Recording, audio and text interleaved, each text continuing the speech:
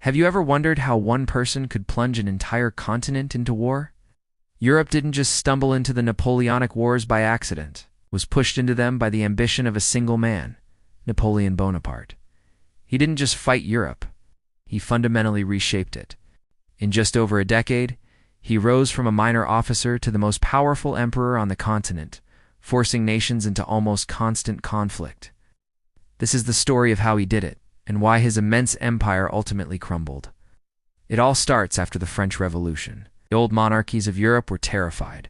France had executed its king and declared a radical new idea, that power came from the people. Fearing this revolution would spread, they declared war.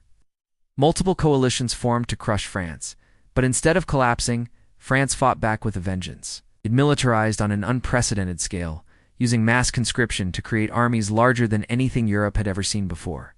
And from this revolutionary chaos, a new star emerged: Napoleon Bonaparte. He was ambitious, incredibly disciplined, and a true tactical genius. He first made his name in Italy, where he consistently defeated larger armies. His secret? He didn't fight slow, predictable wars. He fought with speed, surprise, and a relentless focus on breaking the enemy's coordination. He moved faster and struck harder than anyone expected. Back in France, people were exhausted by years of instability and revolution. They craved a strong leader, and they turned to Napoleon. He seized power in a coup, and not long after, crowned himself emperor. Seeing this, the rest of Europe braced for another war. But Napoleon wasn't just preparing for war, he was preparing to dominate. He completely transformed the art of warfare. His armies were divided into independent corps that could march separately but converged to strike a single, decisive blow. They lived off the land, allowing them to move with incredible speed. Their goal wasn't to capture cities but to utterly destroy the enemy's army. At the Battle of Austerlitz, he delivered a masterclass, crushing the combined armies of Austria and Russia. In Jena, he shattered the mighty Prussian army in a matter of weeks. Coalition after coalition formed against him, and one by one, they all collapsed. Within a few short years, Napoleon was the master of continental Europe. But one major enemy remained stubbornly out of his reach: Great Britain. Britain's power was its navy, which controlled the seas. After Napoleon's own fleet was annihilated at the Battle of Trafalgar, any hope of invading Britain was gone. So Napoleon decided to wage economic war instead, created the Continental System. A massive blockade designed to choke the British economy by forcing every nation in Europe to stop trading with them. On paper, it looked like a brilliant, devastating strategy. In reality, it was a disaster. Smuggling became rampant. The economies of Napoleon's allies suffered immensely, and resentment grew. To enforce his blockade, Napoleon was forced to expand his empire even further, stretching his resources thin just to maintain a policy that was failing. Then came the fatal mistake: the invasion of Russia in 1812.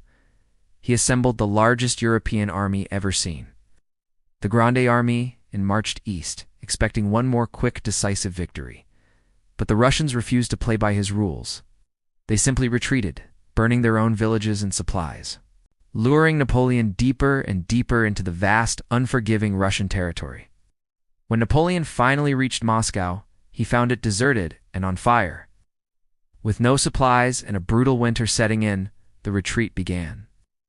Cold, disease, and starvation destroyed his army. Of the more than 500,000 soldiers who invaded, only a tiny fraction made it back. Europe smelled blood. Seeing Napoleon's weakness, his former allies turned on him. New, stronger coalitions formed.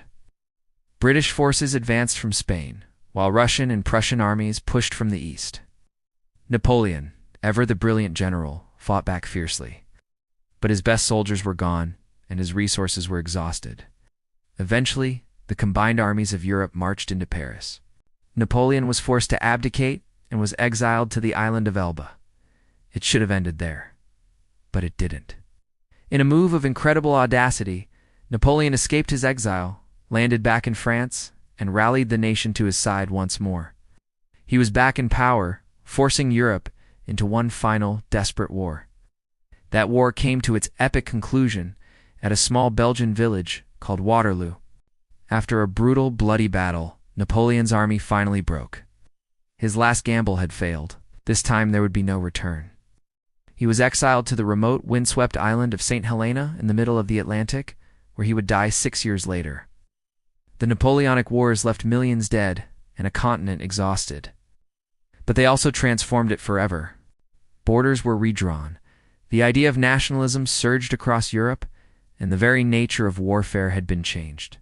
Napoleon may have lost his empire in the end, but his impact on history is undeniable. Thanks for watching. If you want to learn more about the moments that shaped our world, make sure to subscribe and hit that notification bell.